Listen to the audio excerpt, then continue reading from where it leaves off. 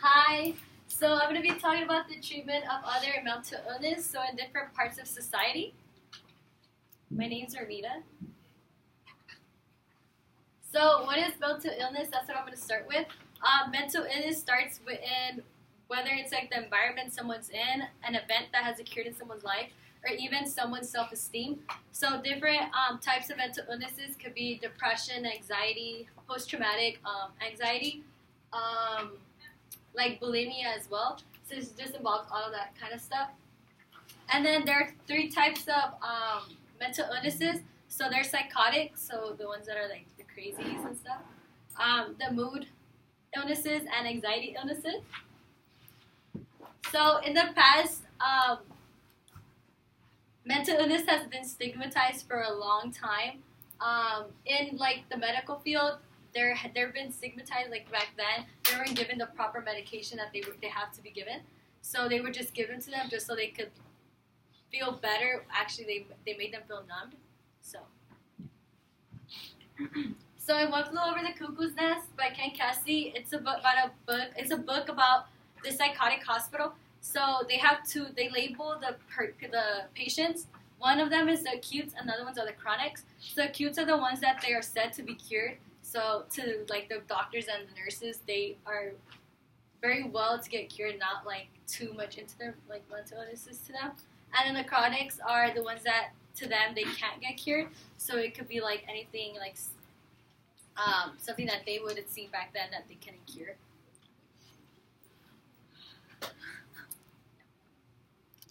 So in 1962, like the medical medication that they would give their patients were they would give them a lot of pills. So the main character in the novel, the nurses would just pass by and like make them swallow the pills. They didn't allow them to decide if they wanted to or not. They would even like sit them down and electrify them just so they could feel numb, like I said. And then there's this part in the book where they put him in this isolation room, and there were like the other patients were like basically making fun of him that he wasn't able to eat. So they would sit in front of his where the room he was in and just eat in front of him, and then he just explained how like he felt that he wasn't treated the way he needed to. And then the whole why Ken Kesey wrote this book is that he actually worked at a hospital, like the psychotic hospital, like at a psychotic hospital in Oregon. So he just wrote about his experience there. So it shows how credible he is, and they also like mistreated them. Like they would hit them with like the brooms and stuff. So it was just how like you see the treatment of otherness in the medical field back then, just due to the fact like they would make them feel numb just so when their family would come over and see them, they would think that they're okay when they really weren't. They were just. So throughout time, the medication changed. They had to be prescribed the certain pill that they had to get. They couldn't just be given anything. And they would prescribe the pills, anything that they would give them. They had to come back in like a month to see if the pill was working or not. It's 8:30.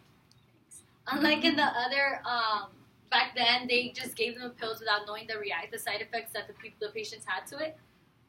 Also, back then, you could just put someone in a psychotic hospital. Talking to my mentor, she told me that since she's a private psychiatrist, she told me that now you could put them in a 72-hour hospital. So they only stay there for 72 hours. After 72 hours are done, they get the right to get a court hearing. So then the court decides whether or not the person is in danger of hurting themselves or others. So that's like if they aren't feeding themselves, their house is very like dirty and they can't sustain themselves by themselves. That's when they push into like the effect of them staying at a hospital longer. She also told me about a story about this woman that she visited. She said that the woman would say she was fine, but when she went over to visit her to like talk to her, she said that the food was like just there in the sink and there's a lot of cockroaches. So that's when she realized she had to like push and like make her go to like a 72 hours and then decide for the court hearing, because back then you could just put anyone. And she said due to the fact that you can't hold someone where they don't want to be, they have the right for a court hearing. So yeah. So it just adds on to my mentor's, not her story, but her father's story. she told me about that when he was a little kid, these boys like beat him up because he was very like smart and very different from them. So they were jealous of him, and they beat him up, and so then he grew post traumatic anxiety. That's when you're anxious and like scared for like a period of time. So it's just she told me that he would wake up screaming, and then he wasn't able to speak for a really long time. So, and then that was like in 1960s, 50s, something like that. And she said that back then they didn't have the correct medication, so they would just give him anything, and that led into Alzheimer's for him. So now he's dealing with Alzheimer's. It's just like it shows like how the treatment of otherness back then really affected people because they weren't given the proper stuff they needed. And so this brings me back to Ordinary People by Judith Guest. This is where the whole family, like the other side of the society, how family even treated their kids as the other, just due to the fact that, because, okay, the boy, his brother passed away, he always felt like he was the fault that why his brother passed away. And so even his friends, when he went back to school, because he went to a hospital, he was there for a while. After he came out, he went back to school, and his friends would treat him differently just because they thought, like, oh, he's very, like, sad, and, like, he needs more, like, that attention, like, for you to be nicer to him. And he always felt like that wasn't right for people to do. He wanted to feel like everyone else. He didn't want people to feel bad for him. And so it also, like, his mother treated him as the other because his mother would just push him away, and, like, she never asked him, like, oh, what was going on, you know. It was mostly his dad. So you could just see how, like, so how this connects to, like, society, I would say labeling. We label a lot of people due to the fact that they are, the way they are dressed, or just, like, even the things they do to themselves and stuff. And that's how I connected it to Ordinary People, because in the book, his friends call him flaky, just due to the fact that he's very, they feel like he's too, you could say, like, different, like, after he came out. And then also how even someone could label themselves that they're fine when we might not know the actual reason if they are or not. So it just adds on to, like, anyone could get a mental illness. You don't have to have gone through something, or, you know, I feel like that's something people don't understand, is that mental illness could grow in someone, like, the next day and stuff, and it's just something that we can't, stop. And so how this connects to high school, the reason why I did mental illness in general as my senior thesis was because I feel like in high school, we judge people based on how they look and what they are wearing. So I feel like we've all judged someone once in our life. Like, we can't say we haven't.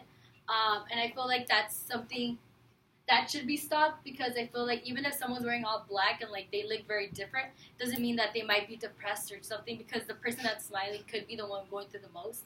So that's why I would say. And then also it just connects to how, like, the different shootings that have been going on, how society even labels them, like the UC Merced one, how they said that he was a loner. I feel like that's a very rude way for the media to portray people as when they're, like, mentally ill and have something going on in their life, instead of giving them that support. Right. And so